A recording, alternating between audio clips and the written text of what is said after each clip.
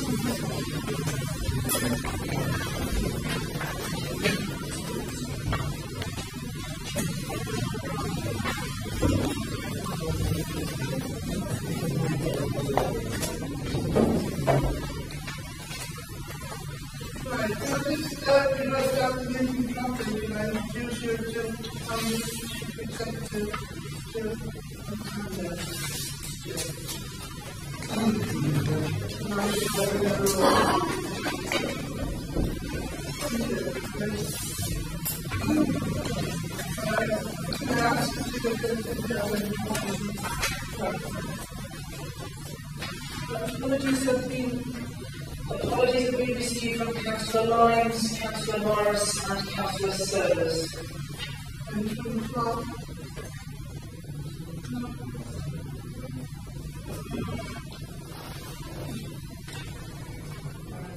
Okay.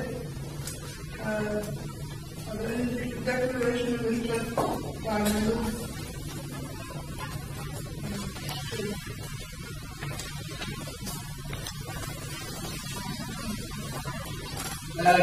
Judge for the right to declare a personal non-prejudicial interest in Article 15, Section 6.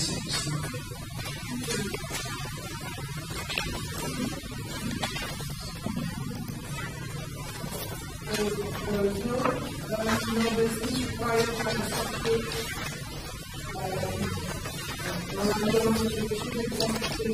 So the question is being received.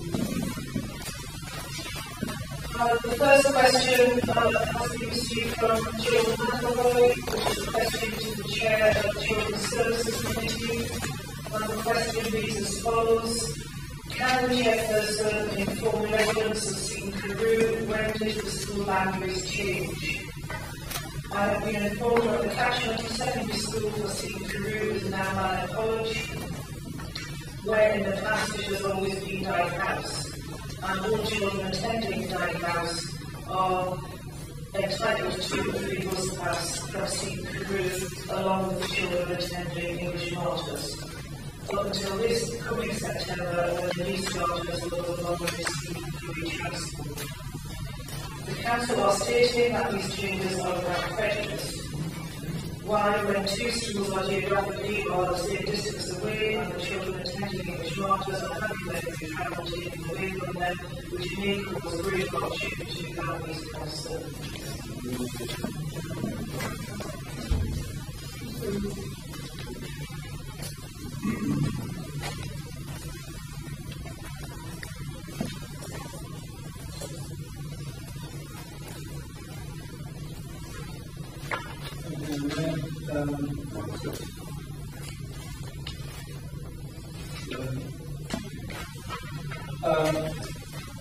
School catchment areas or boundaries were removed some years ago when parents were given free choice to express a preference about where their children went to school. So the government changed legislation and that continues.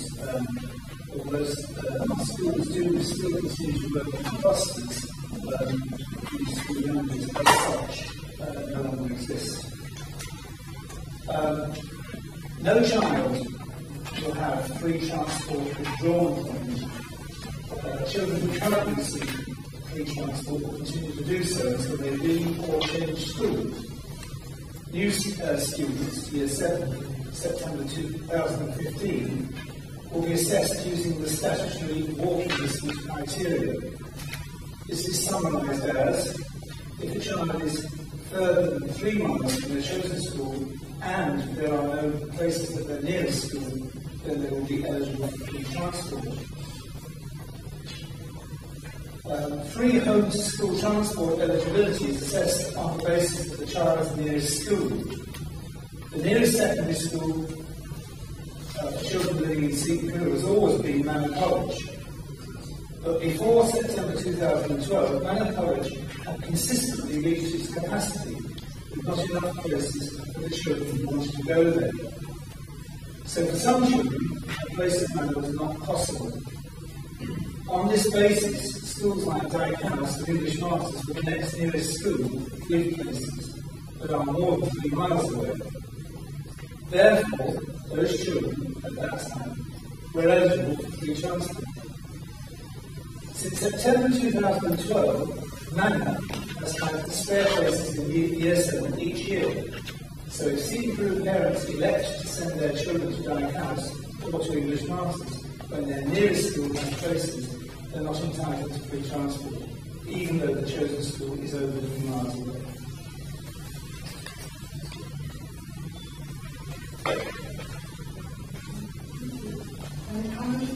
Chair. I'm sure the Councillor Simmons would agree to that response, but I think she was actually slightly accurate. I don't know where this question come from, but there is certain areas of Seton where Dyke House School is the process in terms of St. Martin distance. The northern the area of the St. Martin market where I live, the children go to Dyke House because it is the closest to the St. Martin distance.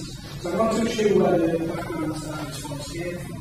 There has been, for many years, a lot of children from Dyke House, from Seton, who attend Dyke House, not out of preferential choice, but because it's the safest source of walking distance.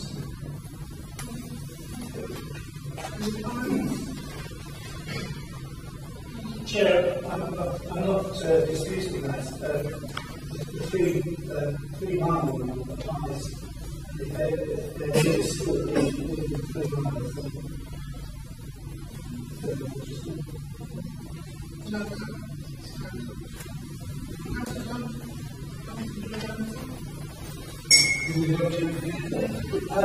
The point is remains, and I brought this up when we came around to talk about the nomination of transport last year, where some members decided to support the proposal and some didn't, by retaining the nomination of transport.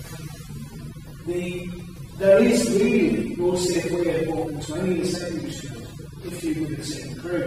Whether it's from the Dyke House, you cross some particularly nasty roads on the road, and equally if you go to Manor College. So we keep talking about this safe walking distance.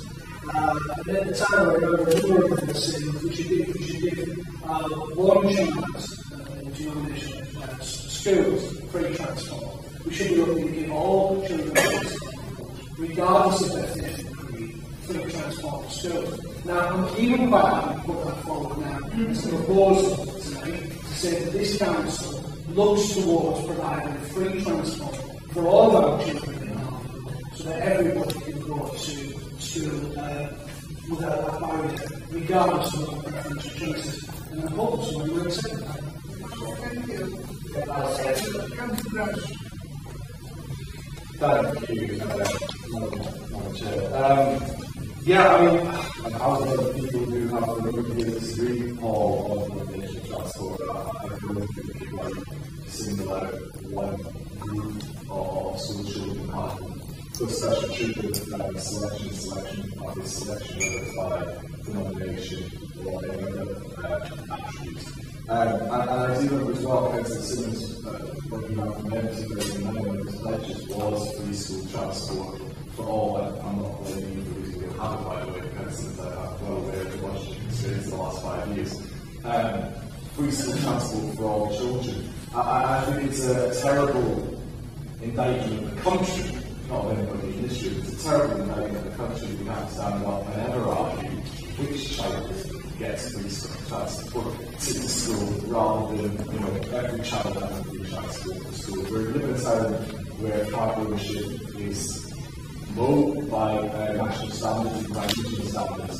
And yeah, I'm starting to fully appreciate the fear which many parents must have seeing their child go out the door to walk to school in a town with a lot of busy roads. So, we're not making policy on the move, that's something we hear quite a lot, but I think the idea of taking another look, perhaps even work with our bus companies and directly regulate things, that may be helpful, but that's not anytime soon in the fields.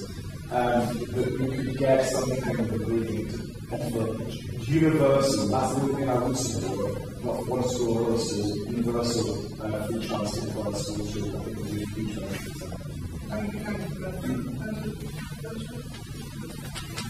Thank you, Madam Mayor. May I suggest, given that we are currently about to work in a budget program, that the proposal agrees that we send to Children's Services and Policy Committee to be considered as a budget consideration of children's policy. Second, Madam Chair. Question 2.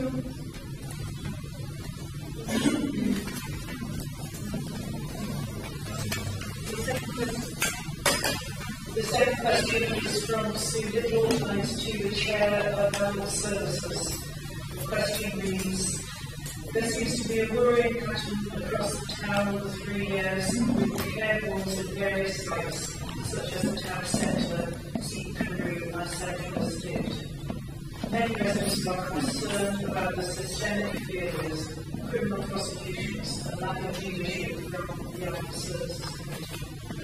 No doubt the visiting staff of the reputation of Hartlepool can the chairman comment about the situation and reassure the people of Hartlepool about the residential and nursing sector, which is the most people in the public. First of all, I will say that the Animal Services Committee does not have overall control of these privately owned boards. So there's not a lack of leadership on our part that is causing the problem. In my opinion, the people in these homes would have been better off if the council had more control of these homes. There will be more accountability and the service users would have a greater say in how the services run. Unfortunately, over the last 20 years, central government have forced local authorities to privatise the residential provision for older people. However, making sure that people in residential and nursing homes receive high quality care has always been and continues to be the priority of the Animal Services Committee. As Chair of the Services Committee, I receive regular updates, both formally and informally, about issues that relate to residential and nursing care, and I'm always aware of what's happening as regards the mechanisms that we've got in place. These include unannounced inspections by the Care Quality Commission, clinical quality audits by the Clinical Commissioning Group, the Council's Quality Standards Framework, annual surveys of people who use animal services and business like Health Watch Hartlepool that focus on the experience of residents and their families. Ultimately, it is the Care Quality Commission, as the inspector and regulator of adult social care services, that determine standards of care and make decisions about whether providers can be registered to operate specific services, including residential and nursing care. There have been some issues in recent times where the Care Quality Commission has identified that the care being provided in privately owned residential and nursing home settings has not been of an acceptable standard.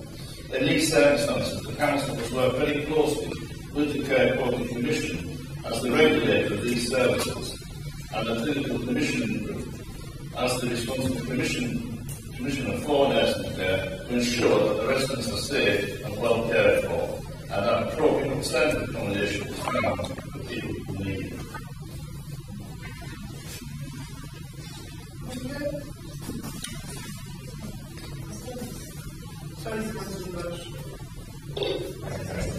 I think there's frankly factual error from the question. The issues that we've raised have been obviously quite public. In terms of the actions this council can and does take, it's absolutely nothing to do with the Animal Services Committee. I mean, Carl is correct in saying that he gets updates. I remember getting similar updates when I was chair of our student. You do, you get told. You don't do anything with that information. What actually happens is that our exemplary officers are continuously working with partners that Carl has already highlighted, CPC and others, to ensure that there's the highest standard of oversight of these private sector organisations. And actually, the fact that there's been high-profile cases, the fact that there's been criminal prosecutions, the fact that these people are being exposed, as I know about, the premise of the question, is evidence to me that our fantastic officers working for the partners are doing a fantastic job. It's got nothing to do with councils, nor should it. Quite frankly, none of the CIS seems to do it. But what I do know, and I know from my own experience, and I'm quite certain it continues today, is that actually our officers do a fantastic job working with the partners. That's them who know about these failures. That's why these failures are being assaulted and being prosecuted as a result. It wouldn't happen if we had failed systems being born in this.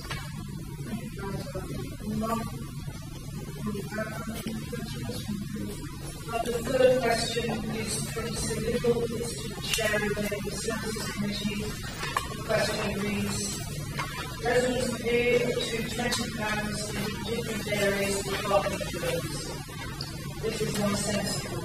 Some adjacent streets differ between £5 and £20. Many residents will leave the scheme or even curtail the project. In the light of the differential parking residents' permits, can the chairperson receive a report from the officers about the anomalies of the charges? Some suggestions include equalisation of charges or even abolition of the scheme.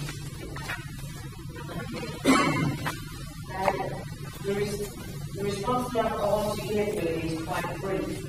As a result of member feedback from surveys by residents in the town centre board, a full review of resident parking zone charges was instigated by myself, Chair of the Neighbours Services Policy Committee in February this year.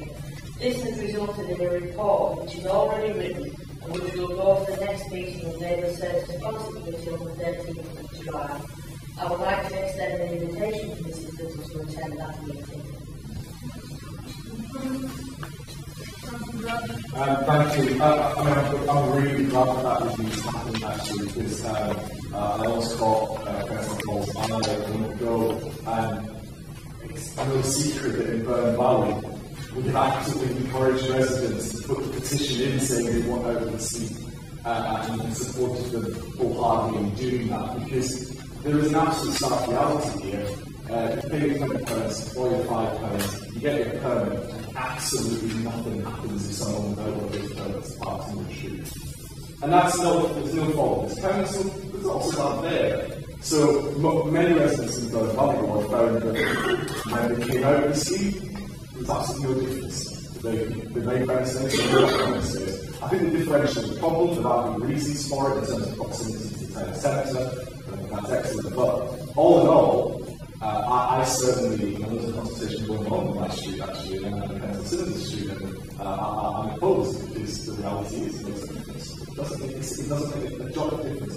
Business permits, then I certainly find doing a difference. Don't parking in a business space in my experience. But I hope that review carries an option of abolition, but we should be saying all times, we should be saying Council all the times. If you want out, you can come out, gather a petition that will go before, I'm sure, the Managers Committee and the take decide what to do there, and something that I'm not sure we can as well.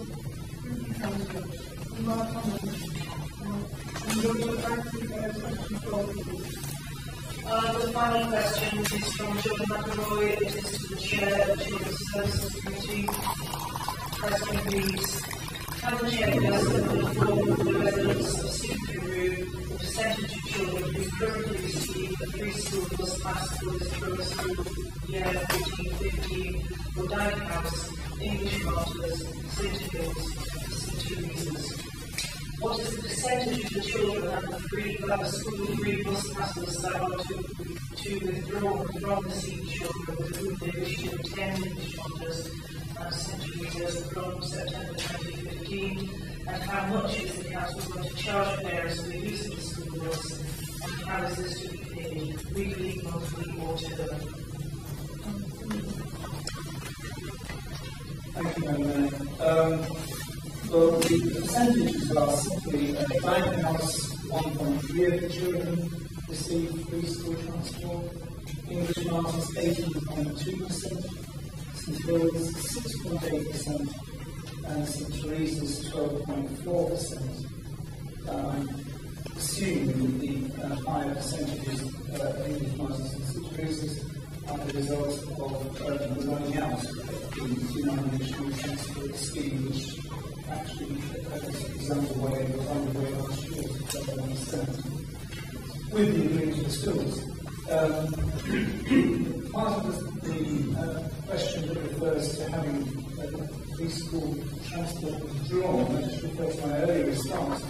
No child will have their free school transport withdrawn. Children currently receive free transport will continue to do so until they leave or change their current school.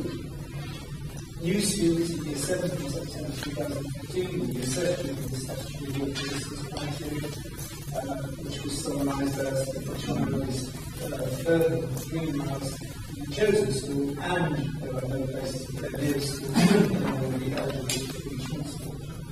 And the last part of the question about how much the bus costs and how much it's going to be paid, consistently seeks to be purchased with a charge of £65 per term or £195 per year, which comes out at £1.02 per day, or if you like, 51 pence per journey. I'm not sure that the school can manage this, how those things are charged. I'm guessing that the school can be arrangements for parents to pay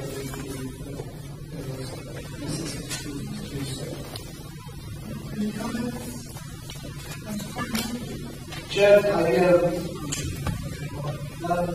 maybe I should actually interest, personal interest in this. My little boy used to retire from St Teresa's in 3 weeks' time and be promoted to English Masters. We won't be using the school transport system. That's why I don't feel like we need to declare an additional interest. We won't be using it for 2 reasons. Best of all, we're still waiting to be consulted with as parents. We told the information that council siblings have just read out there. That's news to me. My child, my little boy, is directly affected as a result. So, Mrs. McElroy's question, asking that question tonight, I'm sure that she's not the only parent who wishes to know that. I wish to know it. The second reason why I don't feel like I need to tell it, just as I've said, I won't be using it. We work close enough to English Masters and we talk my children off of them. The problem is, I don't know the only parent who makes that choice not to invest, in my case, £400 a year into taking my children to school. And that worries me. I'm not going to be part of the problem that's going to be every morning. We all know the capital law is a problem. We all know that several years ago there was that tragic accident that happened at capital law due to machine faulting. And it's sort of out of way to the question you've seen this morning around offering all children in this town. Because if we can look at solutions that take away that volume of traffic that surrounds schools more than an afternoon, more than with it, then I'm sure that everyone would agree that that's a safe and sensible option to do.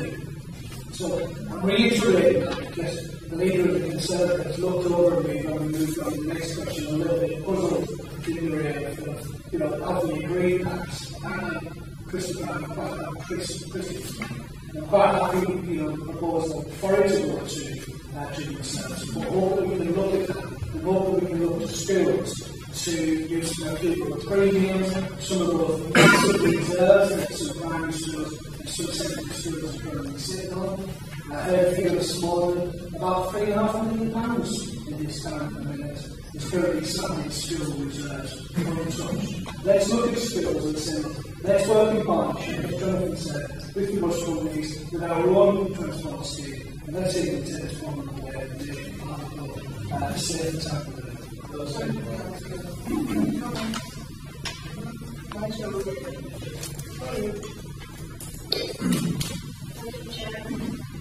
was just going to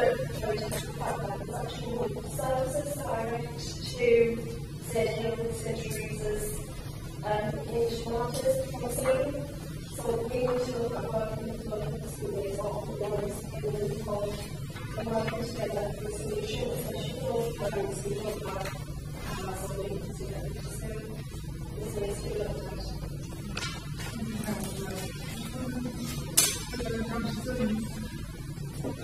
Yes, Chair.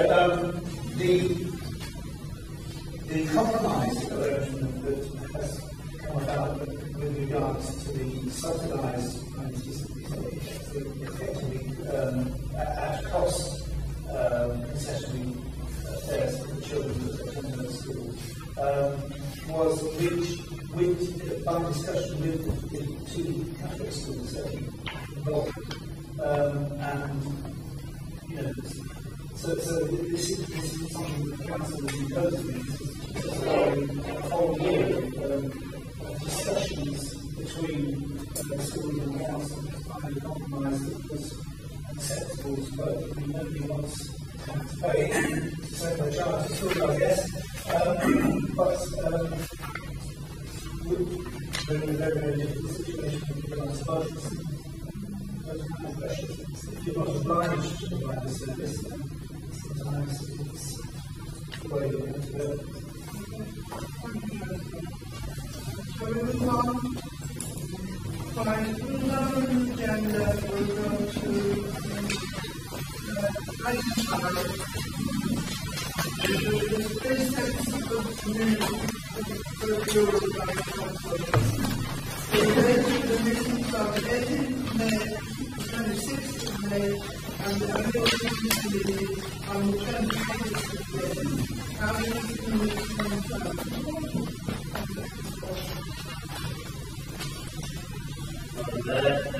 in relation to the minutes of the 18th of May, and within the body of those minutes, there was one area that Councillor Simmons made at the bottom that taking precedent this time and the discussion that needs to be removed. But also there was a suggestion that there be a vote for the next ordinary council meeting in connection with the report.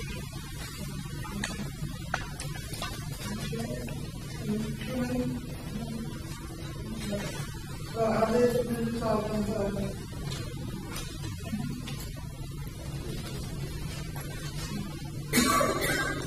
Madam Chair, I think those minutes to be approved with those amendments taking place. And while I confirm, we can then move on to the next item. If there's any questions over our application.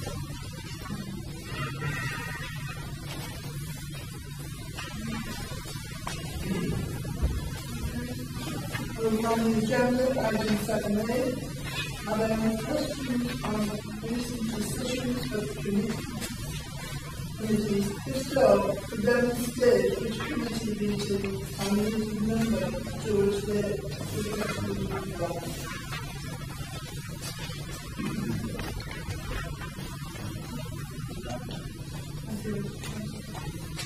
It's just that we need to go back to item 6. But there were 10 minutes of the last meeting to get clarity with regards to the work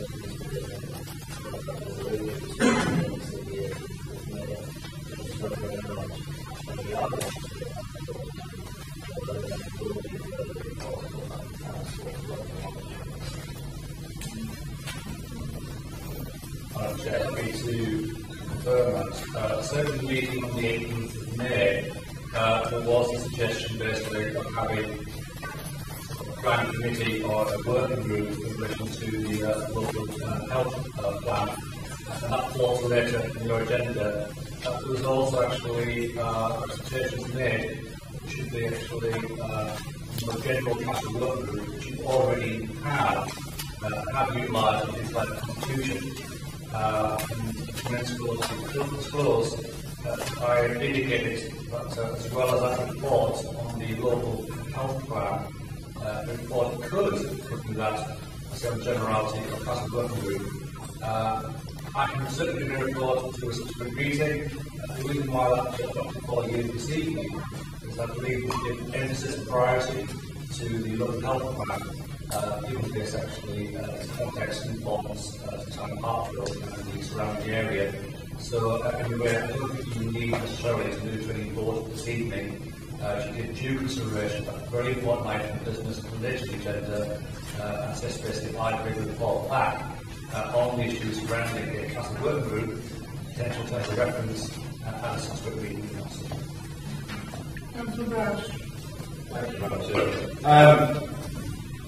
Differing recollections about the end of that meeting aside, I mean, I'm privileged to have worked in discussions with the chief solicitors since. Not least earlier this week, actually, I completely agree with them. I think the sensible route forward is to prioritise the local health plan and the ground committee that we set up at the Shoreline meeting at Town Hall. I think that's chemically sensible. This is a massive urgent for the town, and that at a future meeting, I don't even specify the next meeting of the council, 6 weeks or so, whatever it is, but a report we've brought back with regard to the proposal at the last meeting about the working group and a number of meetings and potential for topics to be included on that. And everyone's welcome to go down that series of meetings if they want. Obviously, that's perfectly representative of this council. I think that would be a very sensible way forward. I'm going to regulate the space for Jesus to propose on the local health plan and ground committee, but also meetings through the discussion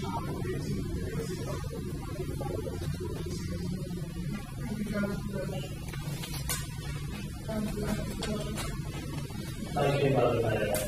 My recollection of the meeting is because there was no agreement that it was referred to the next ordinary meeting of the council to have a vote. If the model has to say that the report is coming, but we did agree that we would have a vote whether or not we were going to expand the remit of a committee to the next ordinary meeting of the council.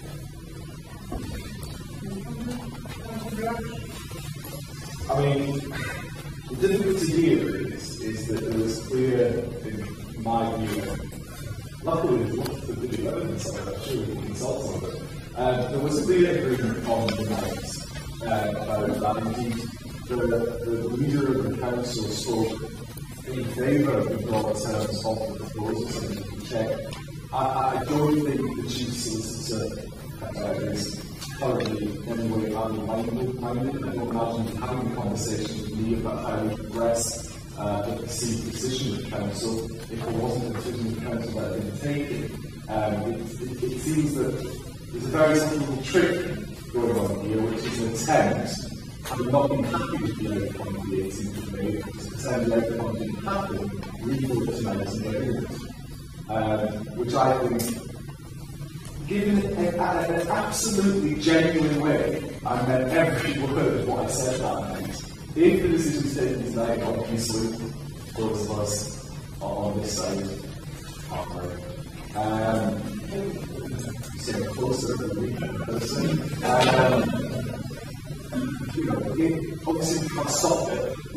There's no question. If you have a vote tonight, it happened, it's voted down, and what you guys do, which there was going to be 2 weeks. Gets into the I just think it would be very, very sad, given the point I tried to make that night about the spirit of congeniality and working together. If it happens, but I think it would make it very clear where certain people stand when it comes to working together. Thank you,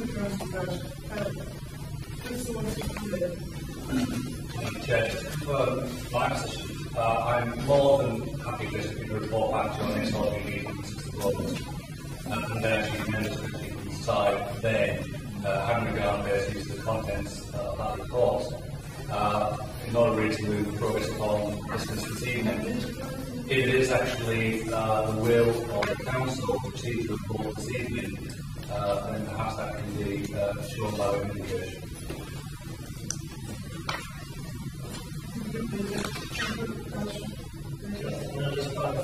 Or I was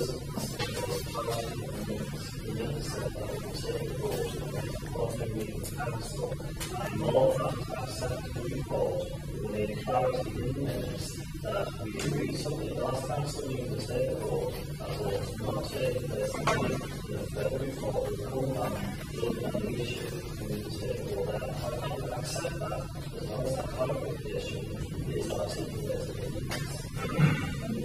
Madam Chair, I do agree with what the Minister is speaking to. Obviously, subject to further I actually think there's clarity in the minutes. Page 3 makes reference to the latest suggestion of consideration of the end motion in the following forward next one. Jonathan kept pushing it. Chief Solicitor agreed, Jonathan kept pushing it again. And then there was the views expressed that the board should take. I think that's really nothing of my comments that night, which I apologise for, Councillor Simmons, we took exception to. And then the board had actually, the chief executive then said that the board had actually been taken by unanimous consent. There was no consent to it. And then there was all the following the big touch. I think the board was actually all the consent like this. That is true. Yes, Chair, I think the situation is that that motion that Councillor Grant put forward was in some respects illegal because it was an extraordinary meeting, I remind you, and an extraordinary meeting where it was to be debated another motion. The only thing that was on the agenda was that particular motion. But that's the point. I'll just like to point out that it does say that the legal counsel suggested that consideration of the amended motion be deferred and put before the next ordinary council meeting. That's what it says there. We don't. You know, but the point that I'm saying is that what the motion that some would say was technically not ordered, but it had nothing to do with the extraordinary meeting. And yes, it did happen. Thank you, Councillor. So, yes, do we have clarification from the Chief Solicitor? I want to do something.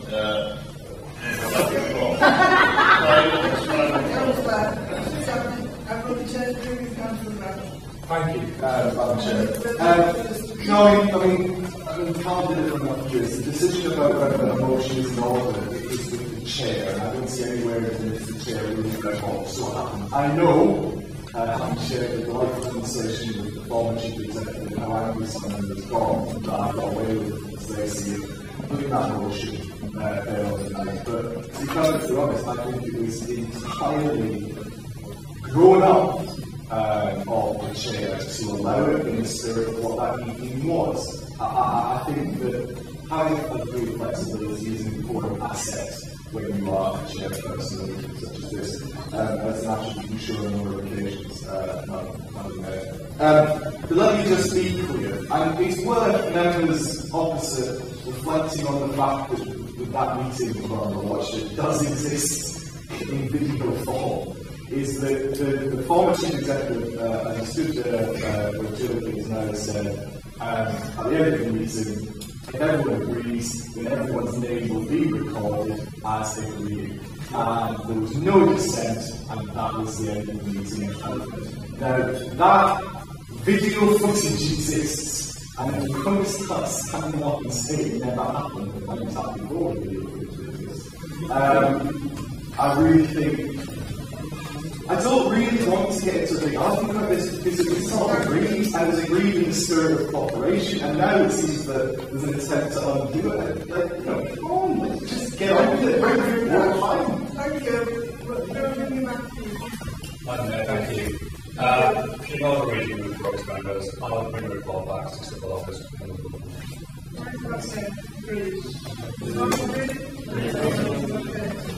Moving on the agenda, items 7B and C. There are no further questions on the notice, and no questions to the representative of this please carry the question. Therefore, moving on to 7B. The minutes of the meeting between prior to the authority held on the 13th of February have been circulated and been noted.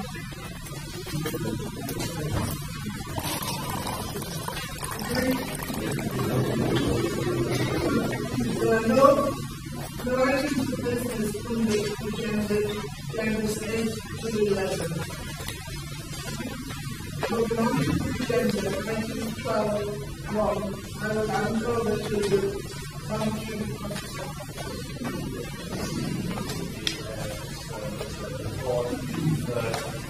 From your last ordinary meeting on 26th of May this year.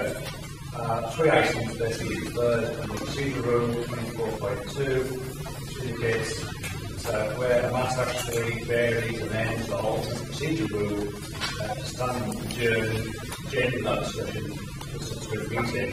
And there's one additional item on members' development that should be deferred.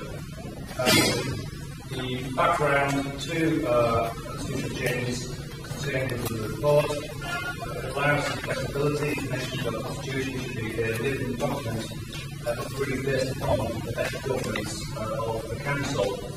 Article 15 of that Constitution provides that myself as one councillor will monitor and review the operation of the Constitution. There is a protocol where I can actually observe meetings, take soundings not only from members but also officers and members of the public. And certainly, two of these items relate to questions arising from members of the public. And from that, I can obviously come forward with proposals for consideration by Council.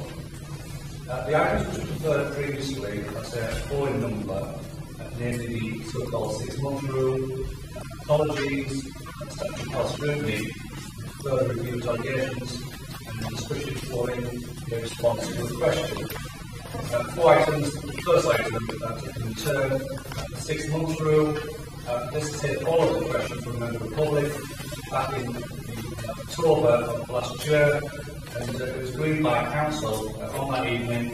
The monitoring officer being requested to review the 6-month rule generally as part of its annual review of the Constitution and seems to report back to this Council for consideration. The 6-month rule covers not only aspects of public and other questions, it also covers basically issues surrounding the decision of a motion, and therefore basically actually covers some full procedure rules in total. As mentioned within the report and really reflected in the initial debates in Council previously, there needs to be certainty behind basically your procedure rules, particularly as regards any actions which might be taken forward and therefore acted upon by third parties. So my advice to you this evening is to ensure that certainty is maintained in the procedure rules and therefore as part of your better governance. Three options were put forward. First of all, option 1, retention of the current 6-month rule. Option 2 was a lesser period. I'll come on to an amendment which was proposed by 2 councillors. And option 3 was potential changes as mentioned in the report. And that's really built around that once you do consider a matter within 6 months, thereafter there is obviously prohibition on further scrutinising for a further 6-month period. At the Council meeting on the 26th of May, it was proposed and seconded by Councillors Christopher Belcher and Rob Cook. The 6-month rule be retained without amendment. In motion 1, the amendment was moved and seconded by Councillors Paul Thompson and Gary Atkinson. The current rule of 6 months be replaced by a period of 3 months. So essentially, option 2, a lesser period, namely 3 months. Madam Chair, you can see in the report how we should deal with this. Members are reminded of Procedure Rule 15, if an amendment is carried, it takes the place of the original motion and therefore becomes a standard motion. If an amendment is voted down, the amendment should then vote upon the original motion as cut. And ordinarily vote issued by way of a show of hands. Madam Chair, through you, I take that those amendments, together with the original motion, are still proposed and formally seconded. And the absence of any form of proposal upon those matters, you would deal with the amendment first, and that would be the current rule, 6 months, be replaced by a period of 3 months.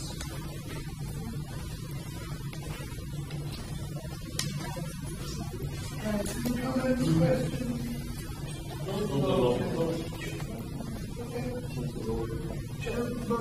As somebody brought the motion forward, to speak. Sorry, Chair, Thank you very much for doing that. I got the proper title for I will say that.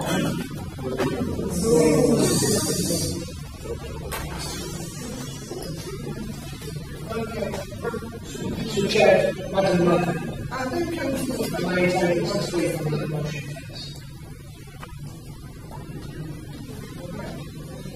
Motion.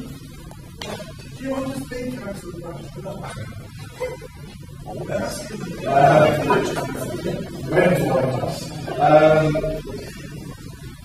If the Chief Solicitor is directing a specific debate on Thomas's amendment, whereas it's not to no, I would like the opportunity to speak more broadly about the constitutional change at some point in the debate and see more of this after the issue first. If it is that particular issue, if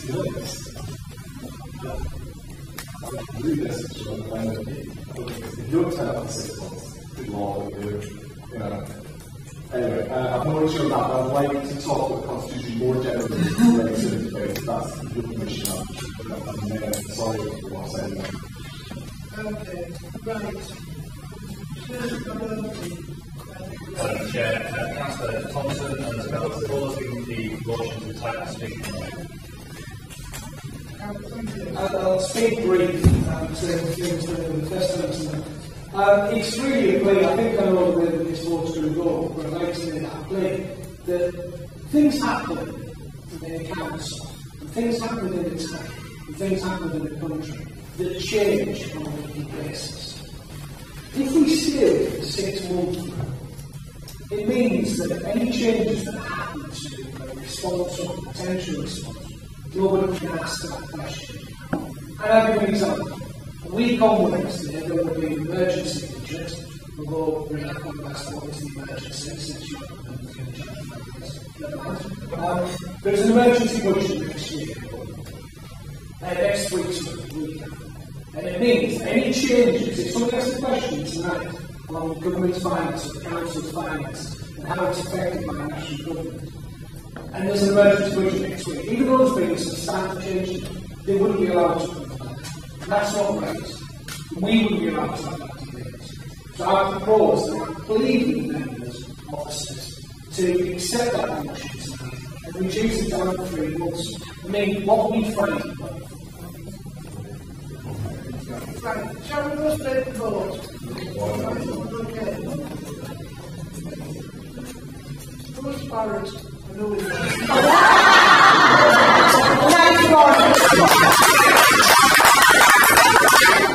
We are.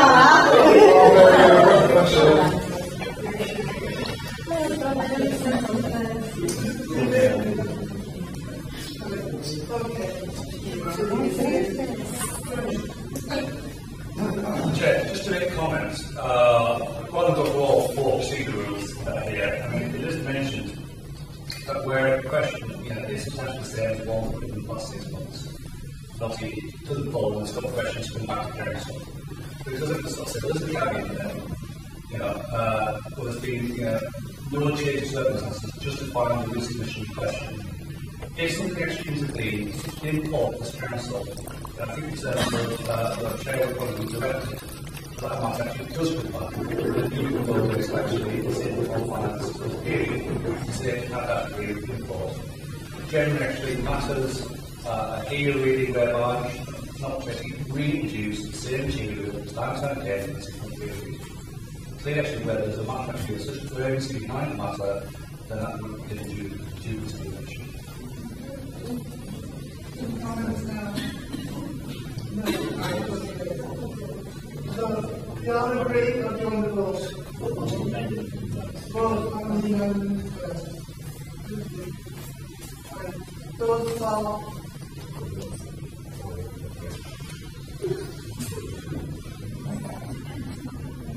Those against? Stuff up against.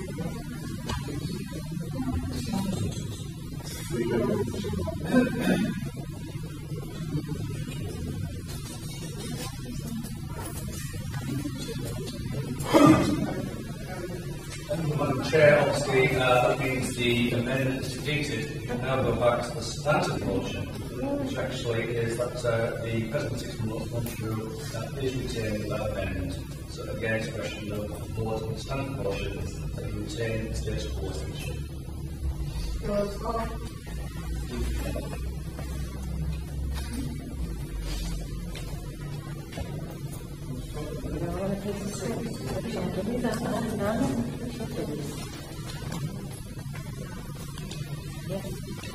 Those against?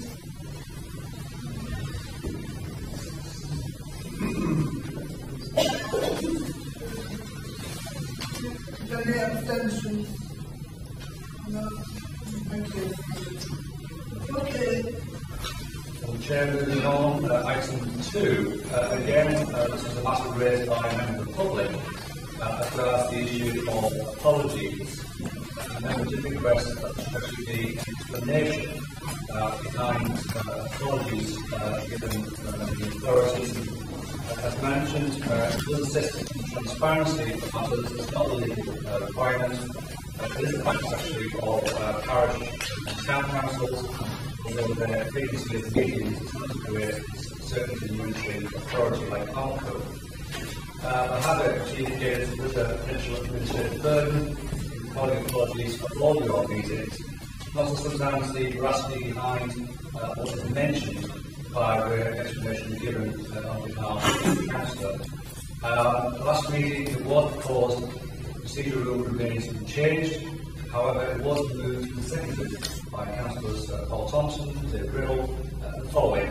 The Council Procedure Rule be amended to provide all apologies at meetings to include an explanation for the absence of a member. And again, Madam Chair, it is a question of probably moving upon that matter by way of the board, unless there's individuals to pause and speak on it.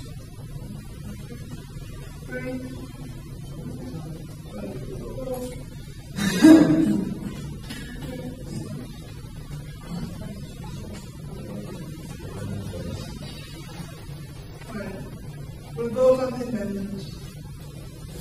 We'll vote for. And those against.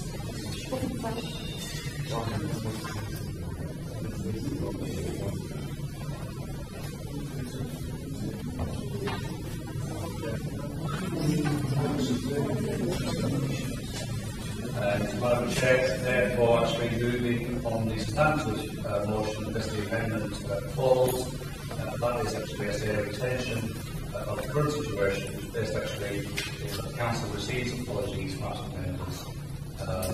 And again, Madam Chair, ask for a vote on that. Right, we have a vote?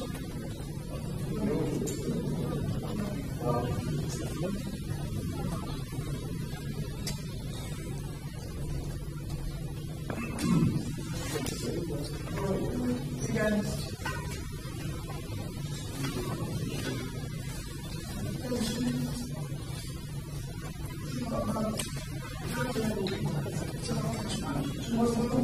Madam Chair, third item, the Council Group need further review of delegations. Members recall the meeting held on the 6th of November, where responsibilities surrounding the Council Group were basically referred to the Council and their entirety. There is Council Procedure Rules which actually indicate that Council has reserved where, for example, proposed substantial development or variation of provision of health services, and also in consideration of a referral to made specifically state of health or the insufficient concentration on new services. So clearly, those matters actually will always remain within the remit and review of the Council. The whole-scale transfer of health duties to Council I felt was unnecessary, as outlined in the report, and you can see therein some of the work programmes of the committee is possibly not best served in dealing with matters before council. I think there was a general consensus of that meeting on the 26th of May, which was moved and seconded by Councillor Paul Thompson and Atkinson the following. Recommendations of the chiefs to be approved, strictly all quality accounts, and the local health work is to be considered by council. Then moved and seconded by Councillors Culture and Carlton, an amendment, functions, responsibilities, health scrutiny, delegated or in governance committee of the work programme for the useful year 2015-16 be agreed by the committee and be reported annually to council. Members will be aware, as mentioned earlier in proceedings, that a report on the local health and social care plan will be further to the agenda, really isn't necessarily needed at this point in time. As got recommendations, Madam Chair, there was a general consensus that functions, responsibilities and health scrutiny be delegated to the Quality and Governance Committee, the work programme for the year and those following, resubmitted to the committee and to council.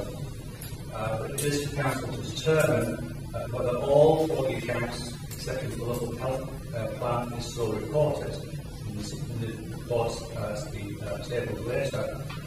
Are referred to council and whether an annual report should be received by council on the work of the Audit and Governance Committee and Health Scrutiny during the municipal year which the report relates.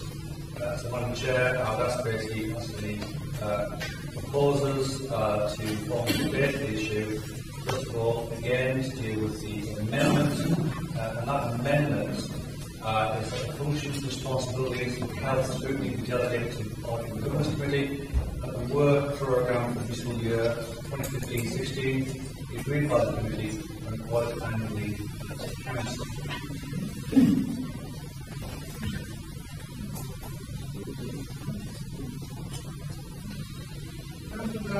Thank you, Chair. I mean, in large amount, I agree with the Chief Solicitor. I think the decision of council to transfer wholesale is absolutely the right one. And I would add that the grant committee that we've now got and the drive towards the local health plan is a direct result of that decision.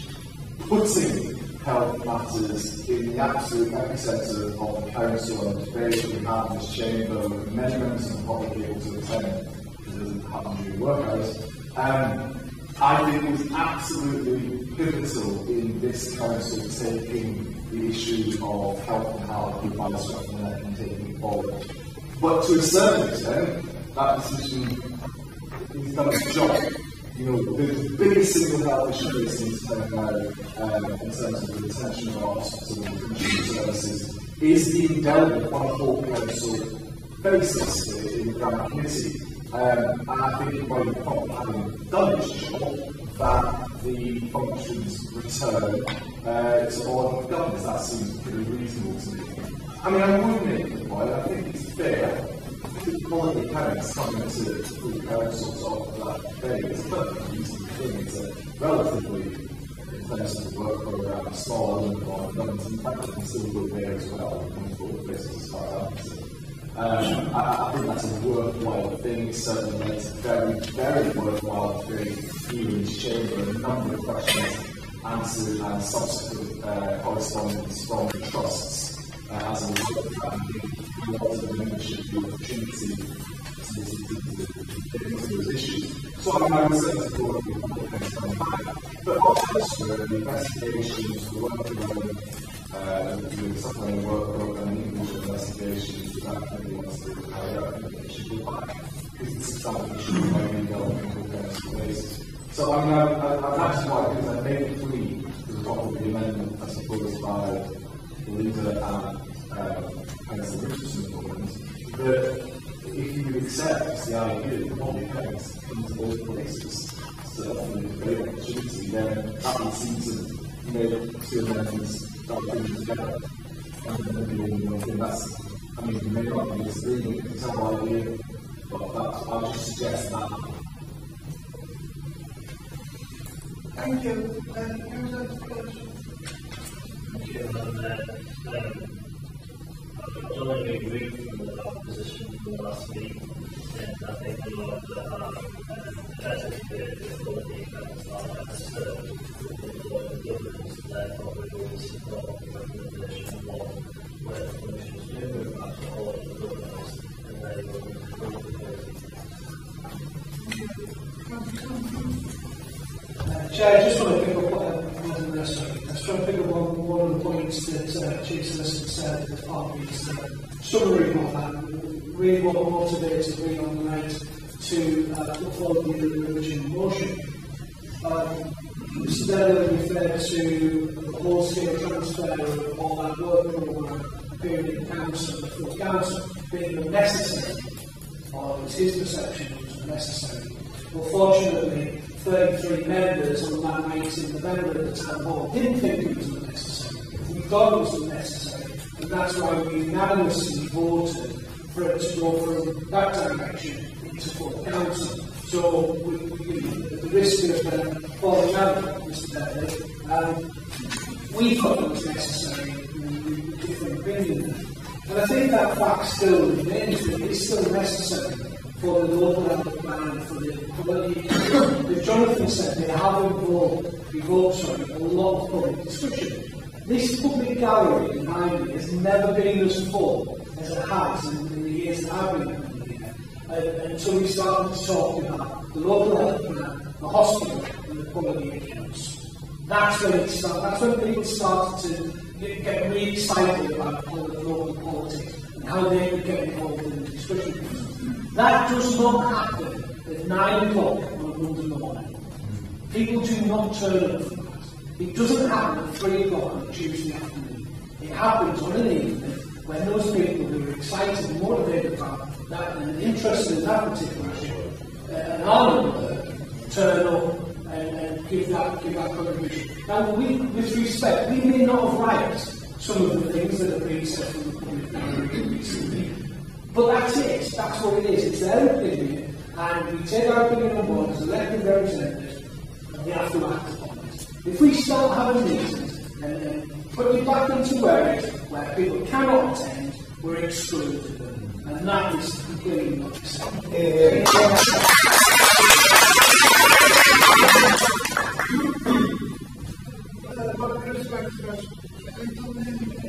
Chair, yes, just to say actually, I'm not trying to follow up with anybody as regards to what not necessary, it's really as regards issues surrounding the various investigation processes, which I said at the community level. There will always be a need, as just earlier, of matters, I say, against such import, which are likely the case actually limit themselves to council meetings. That aside, Madam Chair, there is obviously the amendments here, moved by, proposed by Councillor Belcher, Richardson, and that is the functions and responsibility of the Health Scrutiny be delegated to the following Governance Committee, the work programme for fiscal year 2015-16, the agreed by the committee, and the Council. That is the amendment through you, Madam Chair, and I will call basically for a vote on that amendment. So we vote. Sorry. Right.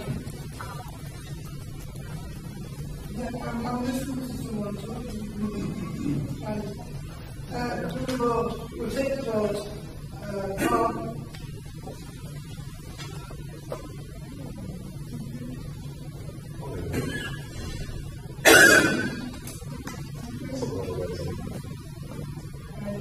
Against.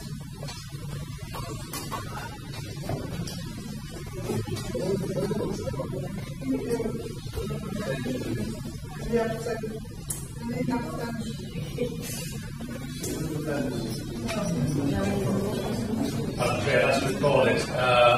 Obviously, that amendment actually is now a substantive motion, so that's the amendment leaving this motion. You can actually, I say, procedurally, you can convert that. So again, running through you, that's basically a substantive motion. Those votes for a substantive motion taken now. for that motion?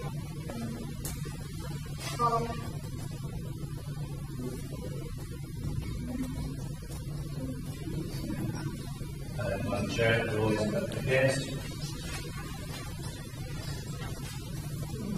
And Madam Chair, simply any abstentions? Madam Chair, that's carried. Thank you. Final item, item 4, discussion following response to the question. This concerns, again, some brief rules, 11.7 on numeral 4, 12.1 on numeral 2, and 12.2 on numeral 4. After the meeting on the 26th of May, it was moved and seconded by Mr. Belcher and Alderson the following: that no change be made to procedure rules other than a revision of the council agenda prioritising any business required by statute, reports of policy committees, motions, and any chief executive business reports. Again, as to the adjourned, the previous meeting, there's no amendments to that, and the answer to the amendments or debate on the chair is a question of seeing members moving to the vote on that motion. So I'll jump to the vote. I think what vote?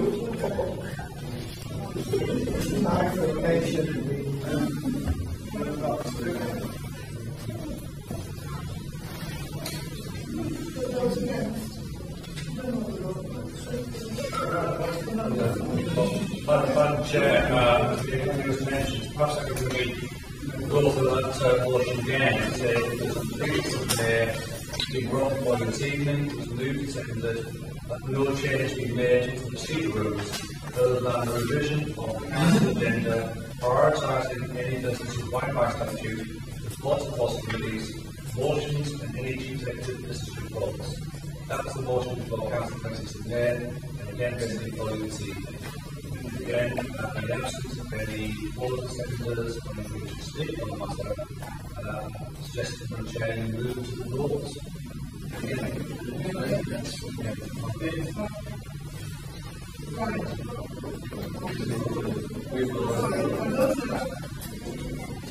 I'm voting again. Yes, well, now.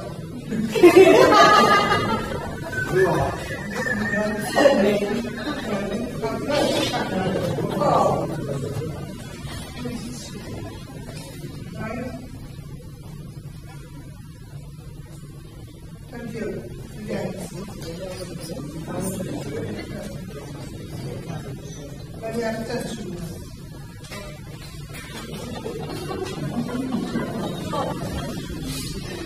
Madam Chair, thank you. That was my fault. Okay, I'll go to item.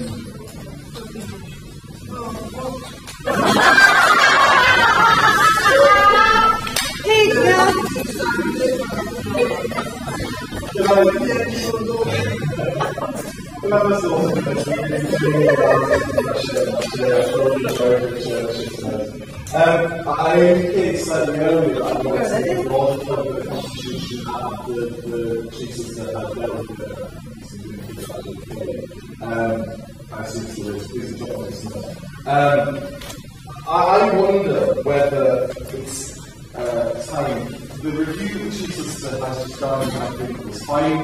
I think there are broader questions within our Constitution I think we need to look at more closely. And I'm not going to make a long speech tonight, but there are a number of proposals that I think warrant more, actually, than just a debate amongst us.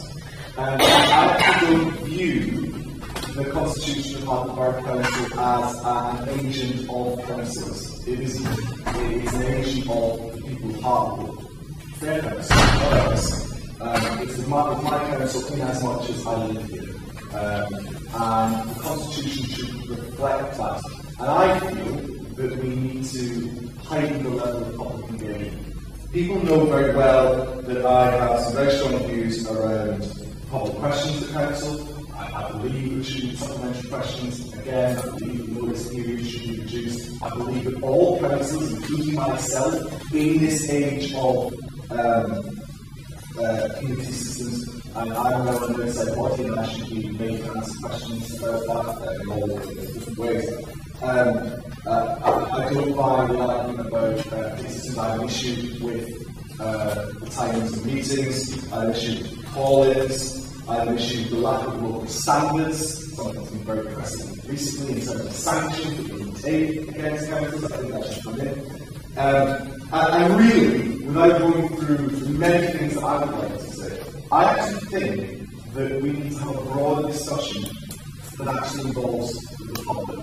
So what I'd like to propose, and feel free to look at all of the law I'd actually like to propose that we start a process whereby if members have proposed changes to the Constitution, that we actually consult more widely through, I'm not talking about referendum like that, but through our council consultation program, what we call it, or viewpoints, through all those different mechanisms that we've got, that we actually carry out a consultation process and then end with what we may describe as a constitutional convention, whereby we listen to what the public think Hartlepool Borough Council's constitution should say. We listen to whether the public think there should be supplementary questions, whether the public think more meetings should be held outside of work hours. Because we talk a lot in this chamber about what we think all the time. But sometimes I actually think the Constitution is a living document that's supposed to reflect the will not of us, but of the people of this town.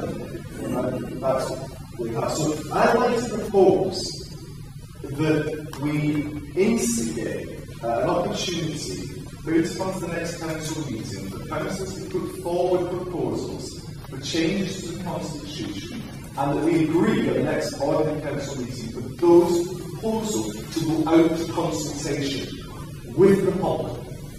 And then once we have the results of that consultation, once we have the views of the people, we can bring them back here to this chamber in a constitutional convention and actually decide whether we want to go with what the people have said or not go with what the people have said. I think we need to take this like stuff to the neck, because, you know, it's all well and good we believing we are right, but sometimes I think we need to step back and listen a bit more. So I'd like to propose that as towards the next ordinary meeting, the proposals can be submitted between now and the next ordinary meeting to the Chief Solicitor, and that we would look at those proposals next meeting and then agree for them to go out to consultation using the council school mechanisms, and then bring it back to the Constitutional Convention to say whether we take those proposals forward based on the public votes.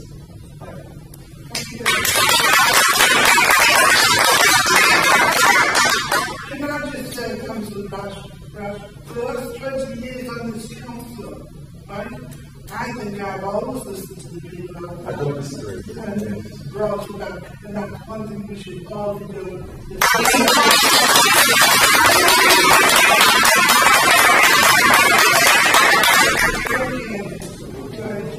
Right.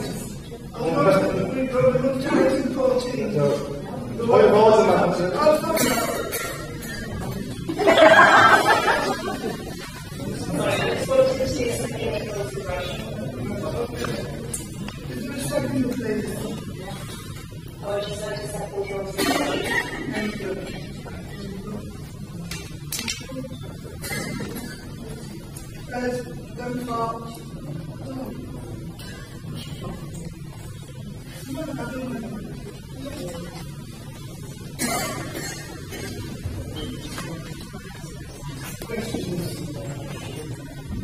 Really, I think we have developed a constitution in Hartlepool where one of the representatives in this is to bring forward on a 6-monthly basis anything that is necessary for amendments in the constitution.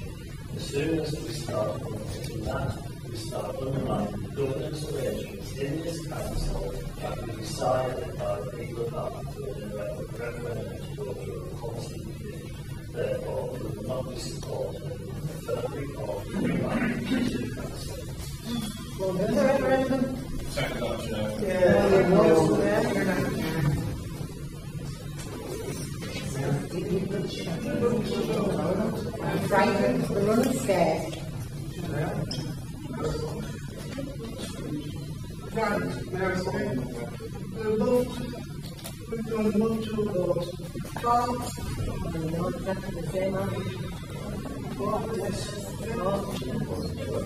Madam Chair, obviously has been proposed by Councillor Brash, seconded by Councillor Atkinson. Effectively, you give Council the opportunity to bring back potentially next ordinary meeting council such proposals as you think proper, have obviously a constitutional impact, and thereafter make those matters subject to formal consultation. I should point out that they're not taking based actually your present system, which is your community-based system. That actually did go to a referendum, actually consultation behind it, and also actually you're following the adoption of the system. You again decided to have it as a work group, to get it open to the public, and upon which based actually we could actually try to provide a result with members of the community. I recall that we had 5 responses all told. Unfortunately, but that's where we are. I think really the nature of protocol that we have at the moment does allow, as mentioned, those 2 questions which actually get type of proposals. It allows you, giving you the opportunity to fully debate those matters, to consider them, they have emanated from recommend to the public. Again, I think I'm simply in line to say that's the practice to be maintained, rather than really actually moving upon matters as suggested, proposed and seconded. Full respect to Councillor Brash and Atkinson. Madam Chair, I am conscious obviously that time taken to get this point and further matters to discuss this evening. So the ability comes in an hour and 10 minutes time. I think maybe some good progress may want to move from the pause on what was proposed by Councillor Brash and Councillor Atkinson.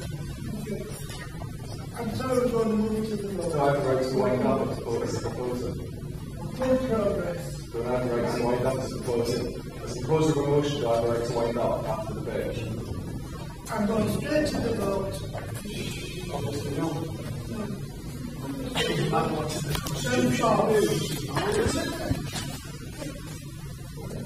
I also didn't check. I have to go to the vote. Right?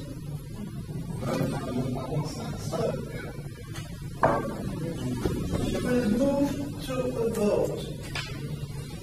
For or against? For. Against.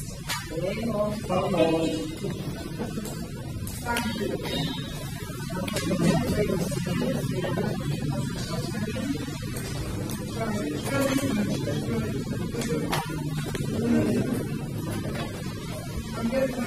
We go to item 14.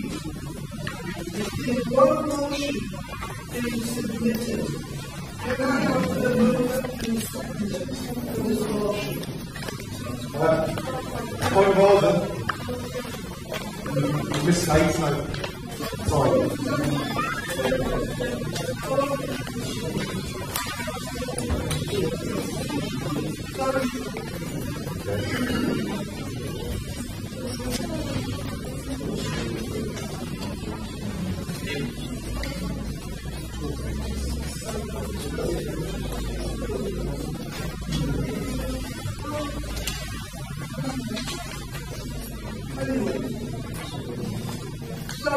Apologies. We'll move to item 12 and 2. And now move over to the chair of the Finance and Policy Committee. I'm very conscious of the time and with regards to the consultation with the law changes to the fire authority since Finance and Policy Committee met. I have been in dialogue with the other local authorities in the force area, and therefore I would like to move an amendment to the recommendation in 5.1 so that it says recommend to council that composition of the fire authority is the alteration with myself and response on this.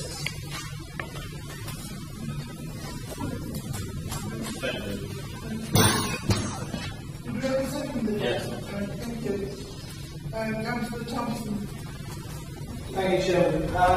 The report reads in a very different way than the meeting actually took place where we discussed these changes. I was President of the Finance and Policy Committee, but unfortunately the way that it was presented in tonight's report, it would appear that the committee recommends to Council that the composition of the fire authority, I take on board the changes that was proposed, remains unchanged, or not less than 16 as in other words, and then the Chief Executive Officer and Constitutional Review.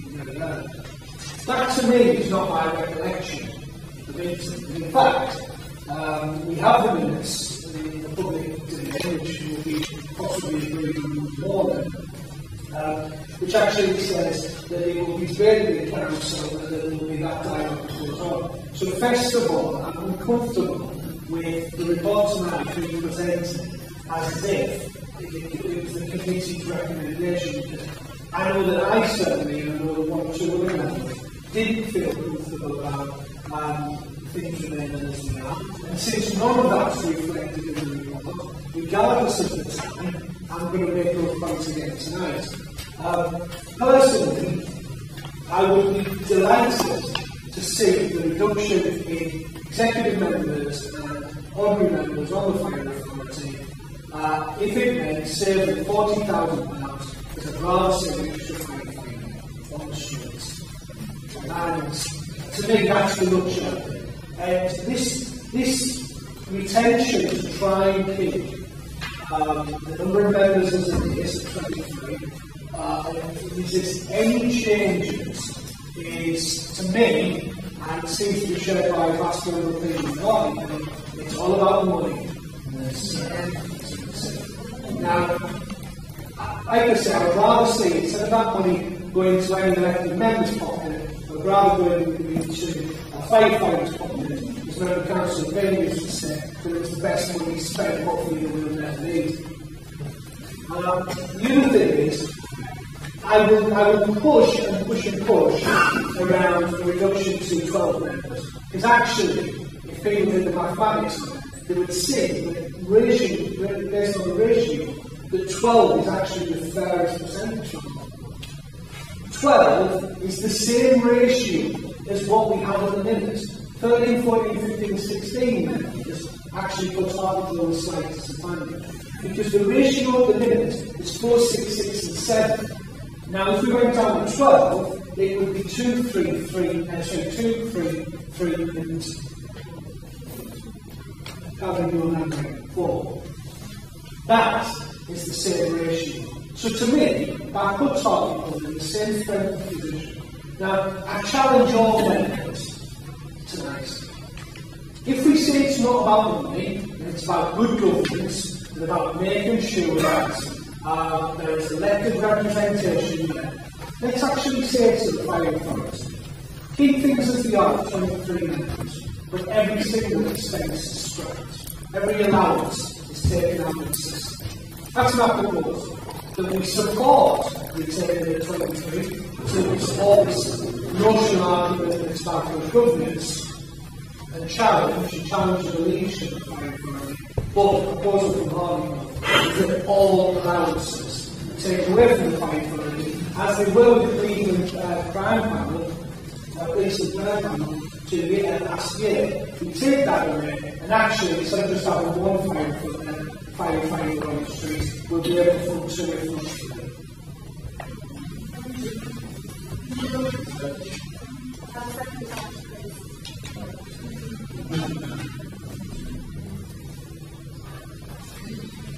Any more comments from members?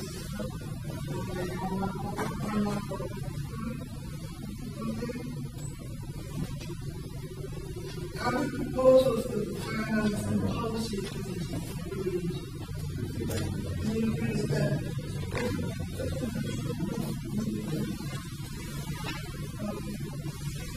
So you all agree on the proposal? Madam Chair, we have obviously also to from Councillor Smith Carter by Councillor Richardson an amendment to the recommendation that the composition is no less than 16, and that's obviously the Chief Executive Administration to lead the Council responds to the situation on that basis. That really actually is the original motion of the Council. There was an amendment to that by Councillor Thompson, seconded by Councillor Atkinson. Effectively, the numbers should be retained, Special Government 23.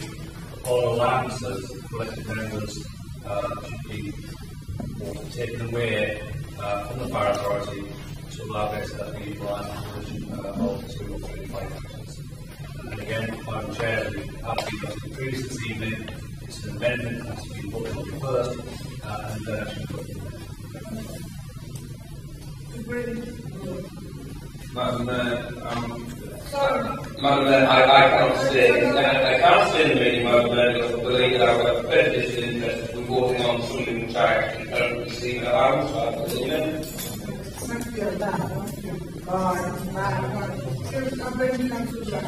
Thanks, Chair.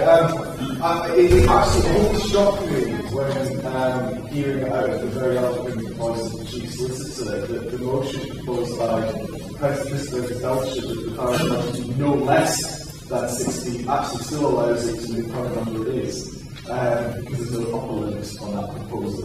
You may wish to clarify whether it should be an upper limit as well as a lower limit.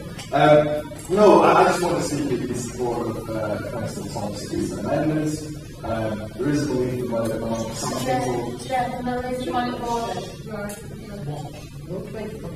The difficulty that I'm in is exactly the same as has been expressed across the table that I am currently a member of the Fire Authority. By introducing the issue around finance, what's actually happening here is that those members that actually have some experience and information are going to be denied access to actually give that information to this council. And so I am disappointed that the debate is not going to be around what is right on Hartlepool or what's right for the Fire Authority. It's going to be around money. And because there are 3 members of this side that will also have to leave the room, and which means that we're not going to be able to participate on the organisation. The big issue for me, and I'll say it before I leave the room, is around the executive of 7. Fire Authority on a number of 12 would mean that there are 7 people that would in effect be making delegated decisions, and there would only be 5 members outside of those 7 to challenge them. Which means in actual fact, you may as well reduce the authority to 7 members only. Can I just finish? Right? The fact of the matter is that the Fire Authority are considering changing the governance of the authority. It's come up at least 3 times over the last 2 years to what they call mutualise the Fire Authority. If there are only 7 members participating in that debate, effectively making the decision, the difference that makes is that in 9 years' time, after mutualisation happens, it hasn't competed on the open market, and we will end up with a privatised Fire Authority. So there are some really big decisions that are being made, which is why the governance and the number that sit on that committee are really important. For me, because I care about what happens in the past.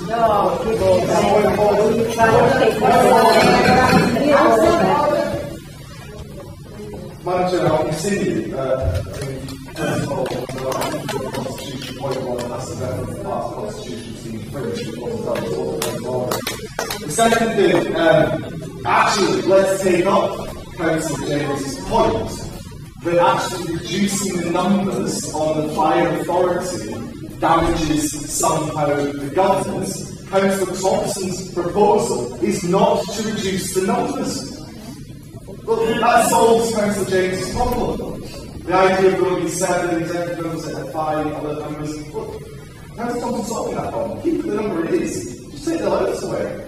And I'd say something else, it would do a lot more than 2 or 3 fire houses on the street, let me tell you. So the debate here is actually, if good governance, some people do believe that the more councillors you have in the room, the better governance you've got. I disagree.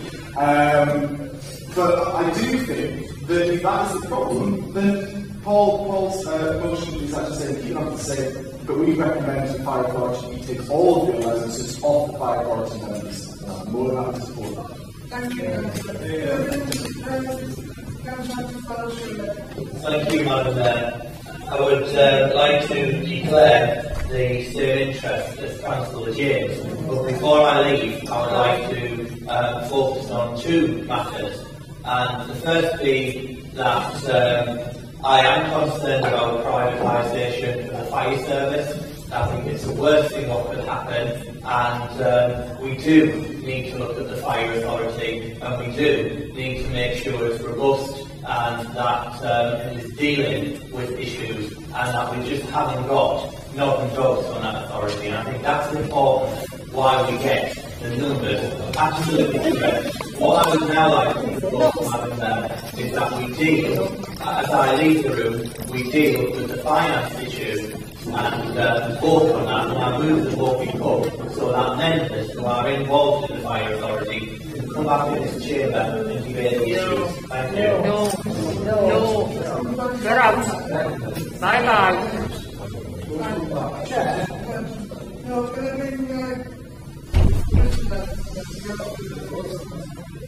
Just to clarify, we have been presented with reports on some of the numbers of the fire authority.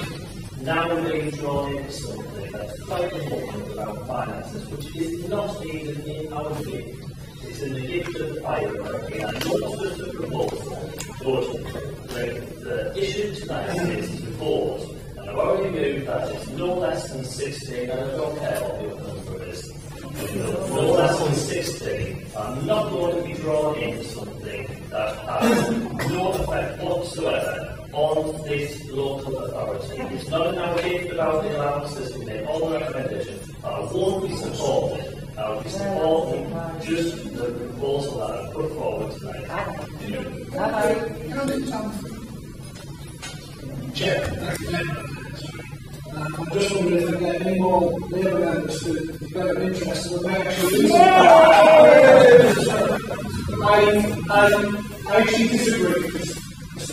I disagree fundamentally because the whole reason why the reduction of members on the fire authority is being put forward is a fiscal issue. It says that in the reports that we were given. It was to save £40,000. The proposal that I put forward isn't whether the elected membership is 12, it's 24, it's a million.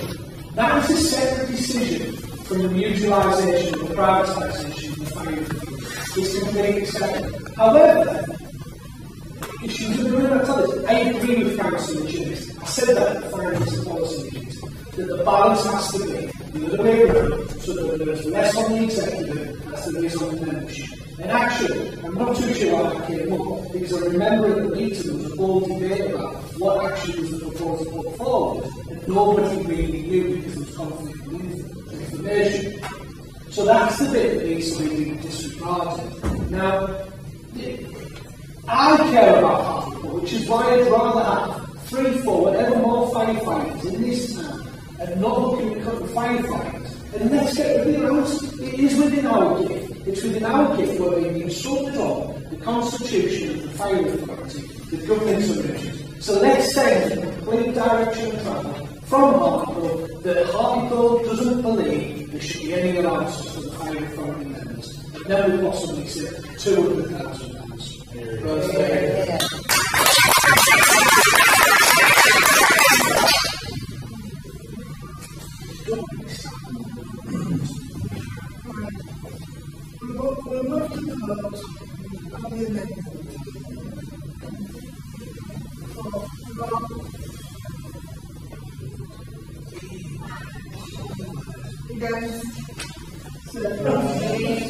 Like, do we now have to start stuff like that? On a strange. I wonder if one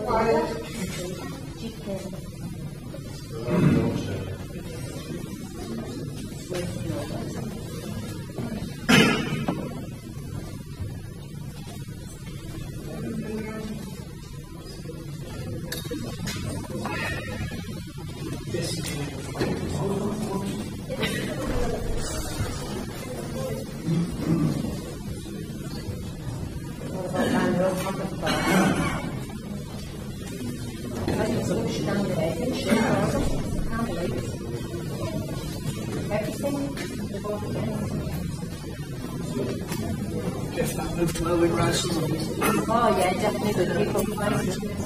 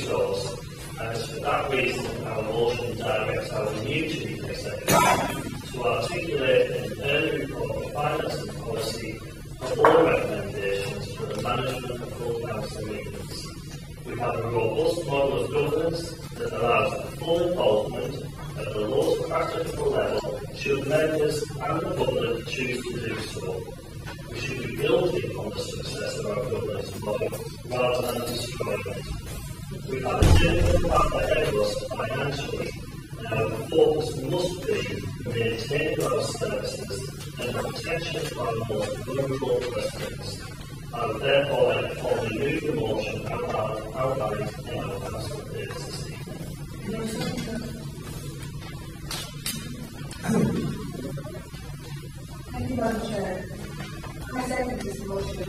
I fully support the video of full council meetings. The price of an election as a council is all law. It's like Victoria law. I attended the full council.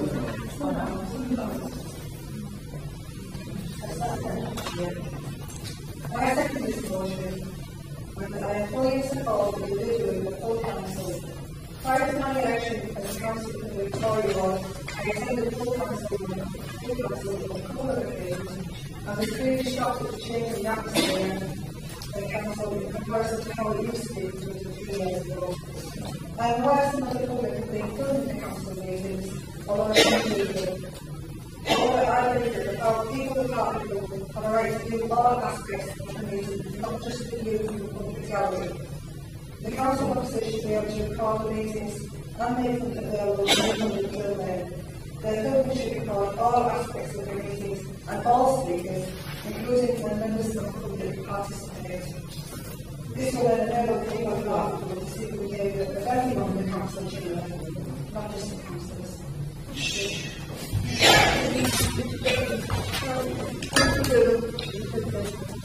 Thank you, Madam Members.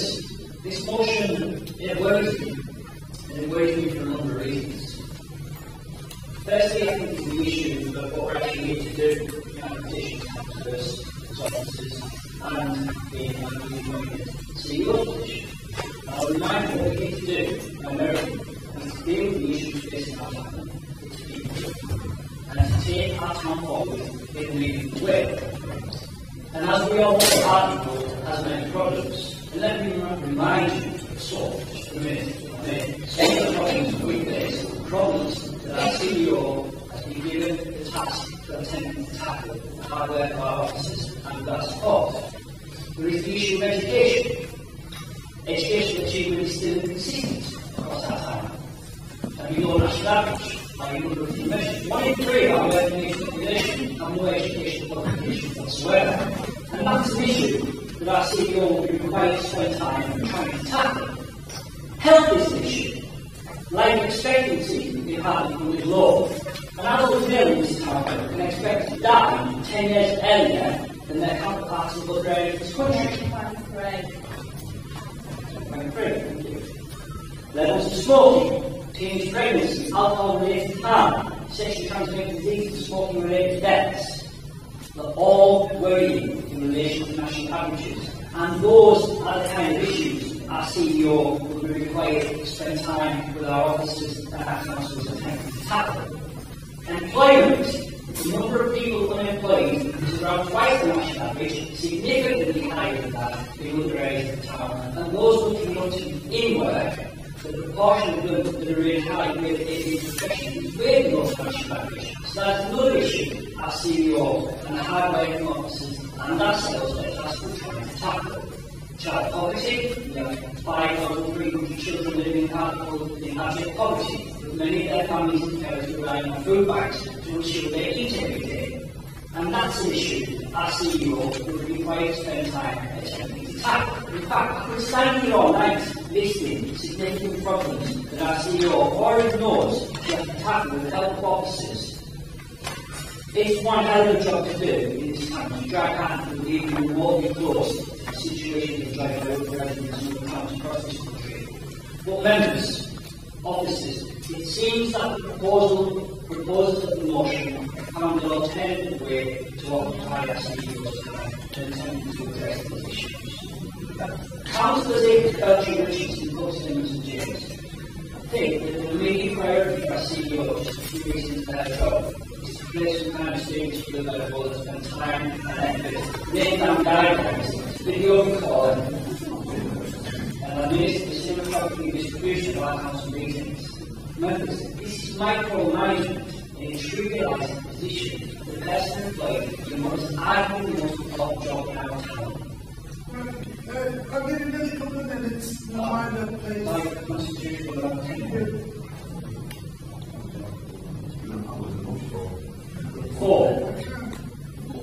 Can I actually leave it, please, Chair? Right, thank you. Furthermore, let's not pretend this motion is about ensuring council business is conducted with dignity in a way that supports open and transparent democracy. This This motion is held down to invitation on behalf of certain members. The video recording of recent council meetings and their subsequent distribution via social media has shone sunlight on this council chamber. And as the saying goes, sunlight is the best detergent.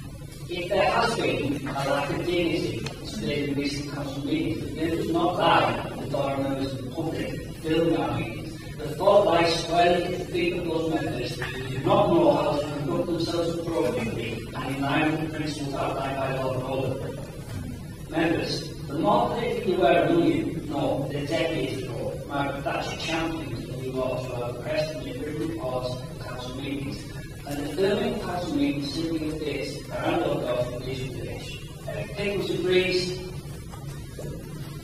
and councillors, I need to start. If I've learned one thing so far, we are so as a councillor, it's that this would be more different tonight, no matter what.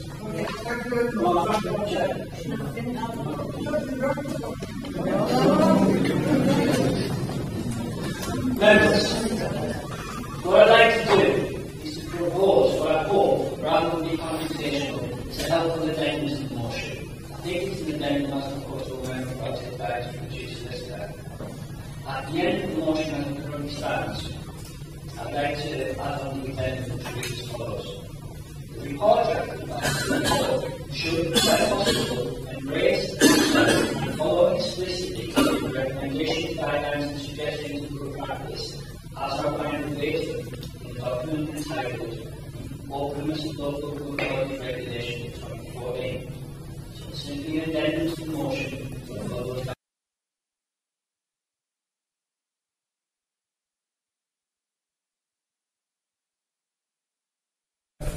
pledge to work in unison. I know that there's members opposite, because I've heard discussion from their colleagues that have been treated with suspicion. Now, because in the meeting isn't going to make a difference to that suspicion. That suspicion is still there.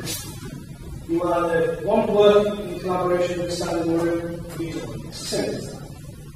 Now, I was delighted when I saw this proposal come on the face of it, because I welcome the recording of council meetings.